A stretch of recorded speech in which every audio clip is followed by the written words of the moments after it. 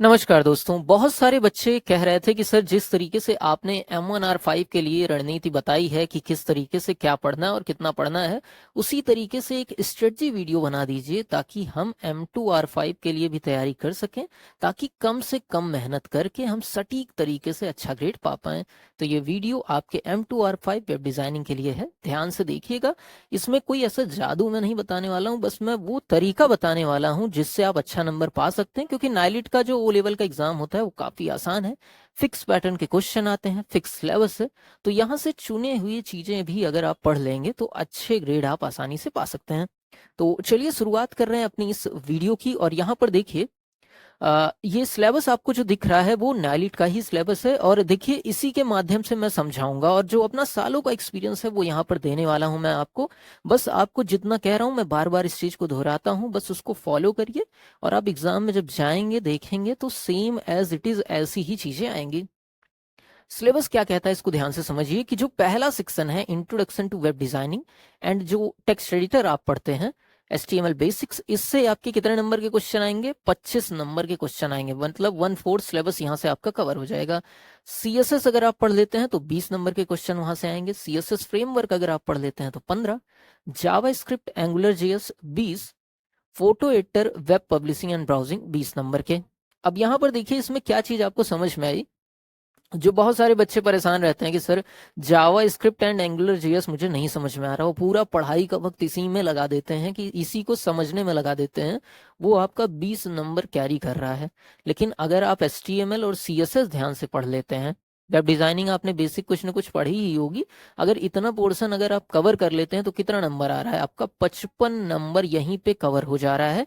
Photo editor web publishing और browsing, इससे theoretical question आते हैं, इससे बहुत ज्यादा प्रैक्टिकल के क्वेश्चन नहीं बनते फोटो एडिटर को छोड़ दिया जाए तो यहाँ पर 20 नंबर आपका और कवर हो जाता है। तो ये सेक्शन जिसके लिए सबसे ज्यादा बच्चे परेशान, मतलब मैं अगर बात करूं, वेब डिजाइनिंग अगर 4 बच्चे पढ़ रहे हैं तो उनमें से 3 बच्चे तो इसी जावा स्क्रिप्ट और एंगुलर जेएस के लिए ही परेशान मिलेंगे आपको। आप भी हो सकता है उनमें से हो। तो एकदम से चिंता अपनी दूर कर लीजिए, ये सेक्शन आपका सिर्फ और सिर्फ 20 नंबर का आएगा। 80 नंबर आपके पूरे खड़े खड़े बचे हुए हैं। इतनी सी चीज समझ में आ गई है कि नहीं? अब बात करते हैं क्या चीजें किस तरीके से देखनी है हमें। और जब मैं बोलता हूँ क्या चीजें किस तरीके से देखनी है, तो इसको उसी तरीके से आप कवर करिए ताकि जल्दी से जल्दी आपका सिलेबस खत्म हो और अच्छे ग्रेड में S ग्रेड का टारगेट करके आपको समझा रहा हूँ। ठीक है, थोड़ा सा वक्त हो तो इसको जरूर से फॉलो करिए। और अगर एक दिन पहले ही ये वीडियो देख रहे हैं तो मैक्स आप MCQ क्वेश्चन ज्यादा से ज्यादा लगाइए। चलिए यहाँ पर देखिए, पहला जो सेक्शन है आपका इंट्रोडक्शन टू वेब डिजाइनिंग का और एडिटर का, इस पे डिस्कस करते हैं यहाँ पर क्या चीज कही जा रही है। देखिए, आपका इंट्रोडक्शन टू इंटरनेट है, WWW है, वेबसाइट है, वर्किंग ऑफ वेबसाइट किस तरीके से काम करती है, front end back and client server scripting language, ये चीजें हैं आपकी। अब इसको क्या करना है, तो किसी भी टीचर की जिनसे आप इसको समझना चाहते हैं, चाहे मुझसे समझना चाहते हैं, मेरे लेक्चर आपको डिस्क्रिप्शन में मिल जाएंगे, फ्री ऑफ कॉस्ट है। PDF भी मैंने दी ही है जहां तक मुझे याद है, वो भी फ्री में है आपका, अगर देखना चाहें देख सकते हैं। नहीं तो किसी भी टीचर के जिसके लेक्चर आपको समझ में आते हो उनसे एक बार इस चीज को देखना है। इससे क्या होगा, बेसिक इंटरनेट की चीजें आपको समझ में आ जाएंगी कि इंटरनेट क्या होता है, क्लाइंट क्या है, सर्वर क्या है, फ्रंट एंड क्या होता है, बैक एंड क्या होता है। मतलब बेसिक टर्मिनोलॉजी आपको समझ में आ जाएगी ताकि बाकी के चैप्टर्स जब आप पढ़ें तो आपको दिक्कत ना आए। अगर कोई बोल दे रहा है कि सर्वर क्या है या फ्रंट एंड क्या है, रिक्वेस्ट क्या है, रिस्पॉन्ड क्या है, तो आप कंफ्यूज ना हो। क्योंकि अगर एक क्वेश्चन आप पढ़ते हैं उसमें कोई वर्ड ऐसा होता है जो आप नहीं समझ पाते हैं, तो आपका पूरा दिमाग उसी पे घूम रहा होता है कि भाई इस शब्द का मतलब क्या है। अगर आसान भी क्वेश्चन है तो आप नहीं कर पाते हैं। तो बेसिक टर्मिनोलॉजी यहाँ से आप सीख जाएंगे इस चैप्टर को पढ़ के। टोटल चैप्टर अगर आप किसी का भी लेक्चर देखेंगे तो 1 घंटे से ज्यादा का लेक्चर आपको कहीं नहीं मिलेगा। हमारा भी आपको इससे छोटे में ही कंसाइज मैंने समझाया है, आप देख लीजिएगा, समझ में आ जाएगा। और जब एक बार आप कर लेते हैं तो आपको इससे MCQ क्वेश्चन लगा लेने हैं। आगे कुछ करने से पहले इस चैप्टर के MCQ क्वेश्चन लगा लेने हैं। इस चैप्टर की झंझट को ऐसे उठा के किनारे आपको रख देना है ताकि इससे कोई समस्या आपको नहीं आए। इतनी इस चीज दिमाग में बैठा लीजिए। पहली चीज, आप लेक्चर देखिए, 1 घंटे का समय निकालिए अपने बिजी शेड्यूल में से और फिर उसके बाद MCQ क्वेश्चन लगाइए। ठीक, ये आपका कवर कर देगा बेसिक इंटरनेट का, आपको बहुत आसानी होगी आगे पढ़ने के लिए। ये काम जरूर से करिएगा, स्किप मत करिएगा, ये चीज मस्ट है। ठीक है, मस्ट है ये चीज। आगे देखिए, फिर एडिटर की बारी आती है। तो मैं ये मान के चल रहा हूँ कि बच्चों ने कहीं ना कहीं टाइप किया ही होगा editor, notepad, notepad plus plus, कहीं ना कहीं देखा होगा। नहीं देखा होगा तो एक बार बस देख लीजिएगा, 5 मिनट देखिए किस तरीके से सॉफ्टवेयर दिखता है। उसके बाद आपको क्या करना है, इससे एमसीक्यू क्वेश्चन लगाने हैं जो कि 30 मिनट से लेकर 1 घंटे में आप इस चैप्टर के सारे एमसीक्यू क्वेश्चन कवर कर ले जाएंगे। फिक्स क्वेश्चन है, छोटा सा सॉफ्टवेयर होता है एडिटर, चाहे आप नोटपैड प्लस प्लस की बात करें, आप सबलाइम टेक्स्ट एडिटर की बात करें, छोटा सा चैप्टर है, बहुत कम इससे क्वेश्चंस आने वाले हैं और आसानी से आप 30 मिनट से 1 घंटे के अंदर सारे एमसीक्यू क्वेश्चन आप लगा लोगे। मतलब यकीन मानो, अगर आप कुछ जगह से लगाओगे ना, फिर देखोगे रिपीटेड क्वेश्चन आने आपको शुरू हो जाएंगे, आप समझ जाओगे कि भाई लगभग लगभग क्वेश्चन हमारे मामला निपटा चुके हैं हम। ठीक है, एडिटर का तो इस तरीके से करना है। अब HTML बेसिक, अब इसमें देख रहे होंगे आप कितनी सारी चीजें हैं। इंट्रोडक्शन है, फिर आपको HTML पढ़ना है, फिर हेड पढ़ना है, बॉडी पढ़ना है, टेबल पढ़ना है, लिस्ट पढ़ना है, ऑर्डर्ड लिस्ट, अनऑर्डर्ड लिस्ट, उसके अलावा इमेज, इमेज के लिए टैग्स, एट्रीब्यूट्स पढ़ने हैं, बाकी बैकग्राउंड बदलना, इमेज लेके आना बैकग्राउंड में, टेबल में आप कुछ चेंजेस करना चाहते हैं उसको पढ़ना। तो कई सारे चेंजेस हैं, चीजें हैं, फ्रेम है आपका, देख रहे हैं कितनी चीजें हैं।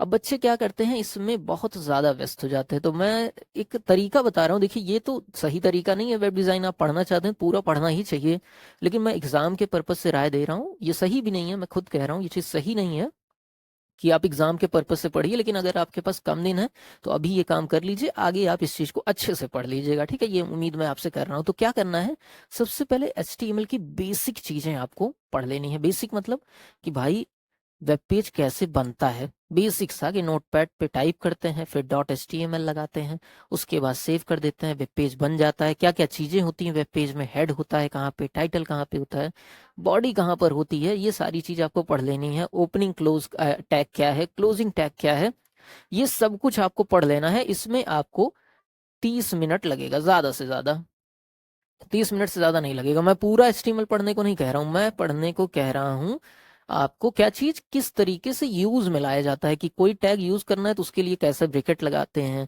कोई टैग बंद करना है तो कैसे ब्रैकेट लगाते हैं, एट्रीब्यूट क्या चीज होती है। शुरुआत का जो चैप्टर का 4-5 पन्ना है उसको पढ़ लीजिए।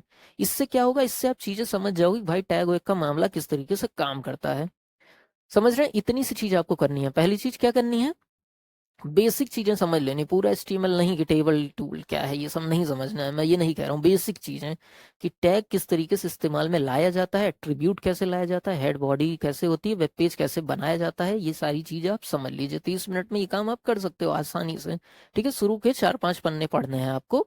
किसी भी लेक्चर से आप 30 मिनट का 1-2 लेक्चर जो भी है, शुरुआत के 2-3 लेक्चर देख लीजिए HTML का। ठीक है, उसके बाद आपको क्या करना है, उसके बाद आपको लिस्ट खोलनी है कि कितने टैग आपके सिलेबस में है, कि आपका टेबल है, ऑर्डर्ड लिस्ट है, अनऑर्डर्ड लिस्ट है, आपका एलिमेंट्स है, इनपुट टाइप है, कौन कौन से चेक बॉक्स हैं, सबमिट है, रीसेट बटन है, कितनी टैग है, इसको खोलने हैं कहीं पे जहां पे भी आपको लिस्ट मिल जाए। लेक्चर में बात नहीं कर रहा हूँ, लेक्चर भी देखिए तो इस तरीके से देखिए कि क्या क्या टेक्स्ट है और उसके लिए क्या यूज किया जाता है। कैसे ऑर्डर्ड लिस्ट कैसे बनती है, ऑर्डर्ड लिस्ट OL टैग से बनती है, ये देख लीजिए।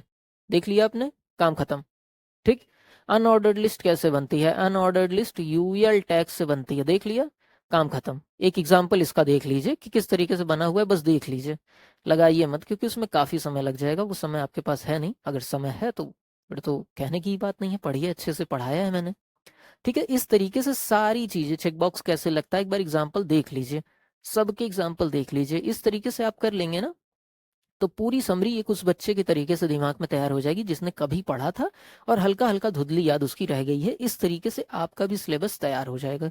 इससे आप कोई काम तो नहीं कर पाओगे, लेकिन एग्जाम में अच्छे नंबर ला पाओगे। कैसे, अब इतना काम खत्म करने के बाद आपको करना है MCQ क्वेश्चन। MCQ क्वेश्चन जब आप करेंगे तो आप रिलेट कर पाएंगे चीजों को। कैसे रिलेट करेंगे, कि भाई लिस्ट बनानी है तो लिस्ट में कौन सा एट्रीब्यूट रहेगा, तो आप ऑप्शन देखोगे, सही जवाब देखोगे और उससे लिंक कर पाओगे चीजों को, कि हाँ भाई लिस्ट के लिए LI पढ़ा था तो उसमें ये चीज मैं जोड़ दूंगा, तो आप समझ पाओगे। अब कोई बच्चा जिसने बिल्कुल भी HTML नहीं पढ़ा है तो वो लिस्ट पहले समझेगा क्या होता है, फिर LI क्या होता है, लिस्ट कैसे ऑर्डर्ड बनती है, OL क्या होता है, UL क्या होता है, ये सब समझने में ही दिमाग चला जाएगा। तो उस जगह पे दिमाग अब आपका नहीं खर्चा होना है, बस सवाल के जवाब पे खर्चा होना है और सवाल आप लगा लीजिए। कुछ टॉपिक मैं आपको बता दे रहा हूँ जिससे क्वेश्चन आने ही आने हैं। Topic number 1 list, topic number 2 table, इससे क्वेश्चन आने ही आने हैं। टॉपिक नंबर 3 इमेज, और उसके बाद जो आपका बनता है फॉर्म, उससे इतने आप ध्यान से देख लीजिएगा, ठीक है। इतने से आपका मामला निपट जाएगा। फिर आती है CSS की बारी। अब CSS में भी सेम चीज आपको करनी है कि जितनी भी चीजें हैं आपकी, उसको एक बार देख लेना है किस चीज से क्या काम होता है। और इसमें बेसिक टर्म्स, देखिए कोडिंग में कोई शॉर्टकट बताए तो इसी तरीके से हो सकता है। बेसिक टर्म्स पहले 2-4 पन्ने आप ध्यान से देख लीजिए कि कोई बोल दे सेलेक्टर क्या होता है, आईडी क्या होती है, ये सारी चीजें देख रहे हैं ना। इसको बस जल्दी जल्दी खत्म कर लीजिए। वीडियोस देखेंगे, प्रैक्टिकल करेंगे तो उतना समय नहीं है, लेकिन जल्दी से जल्दी खत्म करके उसके बाद अगर आप आगे बढ़ेंगे तो आप काफी आसानी से काम को कर पाएंगे। मतलब मेरी बात मानिए, जब आप इस तरीके से करेंगे ना कि बेसिक आपने 2-4 पन्ने पढ़ लिए हैं और बाकी चीज की हेडिंग आपने देख ली है, भाई CSS लिस्ट लिखा है, टेबल लिखा है, ये जितनी चीज दिखी है इसको बस सर्च करो गूगल पे, किस तरीके से यूज में आता है उसको देख लो, बस देख लो, और उसके बाद फिर जुड़ जाओ अपने MCQ क्वेश्चन पे, ठीक है। इसी तरीके से CSS फ्रेमवर्क को भी करना है। इस चैप्टर को आपको स्किप करना है, बाद में पढ़ना है। कब बाद में? जब आप इस सेक्शन को खत्म कर लें। फोटो एडिटर उठाना है, कोई थ्योरी की, मतलब अगर आपके पास समय हो तो देखिए, नहीं तो सीधे इसमें MCQ क्वेश्चन लगाने हैं आपको, ठीक है। सीधे MCQ क्वेश्चन आप लगाइए। अब ये बहुत बड़ी चीज है, अगर फोटो एडिटिंग बात की जाए, लेकिन समय नहीं है तो आप प्रैक्टिकल करके देख नहीं सकते हैं, ठीक। बाकी बेसिक ही क्वेश्चन आएगा यहाँ से, उसको देख लीजिएगा। और वेब पब्लिशिंग एंड ब्राउजिंग से भी आपको MCQ क्वेश्चन ही लगाने हैं ज्यादा से ज्यादा। थ्योरी पे बहुत ज्यादा जोर यहाँ पे मत दीजिएगा, चीजों को कनेक्ट अगर आप कर पा रहे हैं तो, ठीक। यहाँ से भी वही काम करना है। और जब एक बार आप सिलेबस खत्म कर लें पूरा, आपका दिमाग शांत हो चुका है, तब इस चीज पे फोकस करिए। बेसिक टर्मिनोलॉजी पढ़िए, MCQ क्वेश्चन लगाइए। और इस समय जब आपने पूरा सिलेबस पढ़ लिया है, आपका 20 नंबर का ये आता है, आपने बेसिक बेसिक चीजें, बेसिक MCQ क्वेश्चन लगा लिया है, अंदाजा भी मारेंगे तो 10 क्वेश्चन आपका सही ही हो जाएगा। वैसे तो सारा पढ़ लेंगे तो अच्छा है, लेकिन बिना लोड के जितना भी समय बच रहा है इस पे दीजिए। क्योंकि ये वो टॉपिक है, मैं बाद में इसलिए कह रहा हूँ, बार बार समझा भी रहा हूँ, जिसमें बहुत ज़्यादा वक्त लगता है, बच्चों का बहुत ज़्यादा डर भी होता है, क्योंकि ये बाकी के कंपैरिजन में थोड़ा सा टफ पड़ता ही है, ये तो फैक्ट ही है। इसमें कोई गुरेज नहीं है, मैं कह दूं बहुत आसान है तो थोड़ा सा उनसे टफ है। अब उन बच्चों के लिए जो प्रोग्रामिंग सही से नहीं पढ़े उनके लिए तो है ये। तो इस तरीके से आप ये काम कर सकते हैं। और जो चीज मैं बता रहा हूँ, देखिए मैं सिलेबस सामने रखा हूँ, कारण बता रहा हूँ कि भैया देखो ये कारण है, इसलिए आपको ऐसा करना चाहिए। ऐसे नहीं कि मुंह में आया और सीधे मैंने बोल दिया, ऐसा मैं नहीं कर रहा हूँ। मैं आपको समझा रहा हूँ कि देखो भाई ये कारण है, ऐसे आपको काम करना है, तब आपका जुगाड़ सही बैठेगा। बाकी कोई और डाउट हो तो बताइए, नेक्स्ट वीडियो किस टॉपिक पे चाहिए वो भी बताइए, सब्सक्राइब लगा दीजिएगा, क्योंकि उससे इस तरीके के कंटेंट को पुश मिलता है और लोगों तक पहुंचता है, और हम लोग मोटिवेट होते हैं, ताकि और भी अच्छे फ्री कंटेंट आपके सामने हम ले आ पाएं। मिलते हैं अगले लेक्चर में, तब तक के लिए नमस्कार, जय हिंद।